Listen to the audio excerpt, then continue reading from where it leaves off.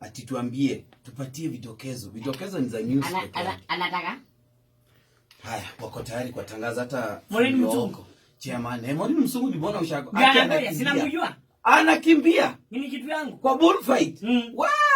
Yule ukimchokoza kwa nyumba ile mbia atatoka uwezi. Okay. Yeah. All right. Thank you very much. Songo ni aje? Umepanic. Mbona una panic? No. Sikuoni vizuri. Hapana, wacha tufanye hivi Maisha uendelea. Maisha ni kawaida. Ni kawaida. Kila kitu lazima kifanyike. Iko hivi.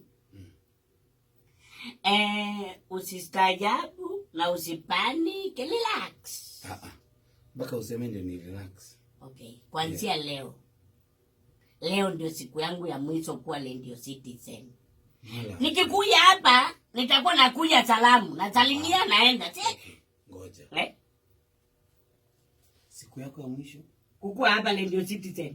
Nitamaliza na wewe na nimalize na Ndilaibon jioni. Siku ya mwisho? Yes. Radio Citizen. Kukua hapa mtangazaji. Umechokozwa na nani? Sijachokozwa. Umekosewa na nani? Nataka kwenda kuangalia nyanyangu ni mzee sana. Kumpatia support. No mwala. Wacha jokes. Unajua wewe watu wamezoea comedy. Si jokes. Kuwa serious. Si jokes. Hata mimi nataka kuanzia kesho.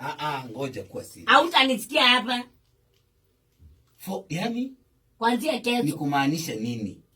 Unajua sasa hatuelewi. Umechokozwa. Nimeondoka. Ningechokozwa singekuja kusema, ningetoka tu.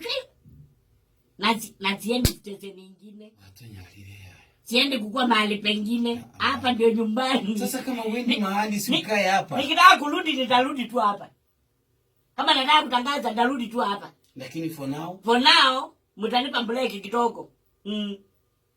Kai. Yes. Uko serious? Nashukuru sana kukua na nyinyi hiyo miaka yote. Unajua nimekuwa hapa miaka 13. 13 years.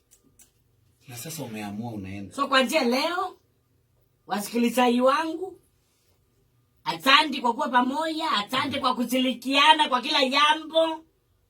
Tuonanie huko mtaani. Ni mwana kuwa serious. Mkikutana na mimi mnanunulia hata matumbo, nyama, sasa mtakuwa nalandalanda kila mahali. Are you serious mwana? Yes, nitakuwa mtaani kila ndalanda kila mahali. Wewe sasa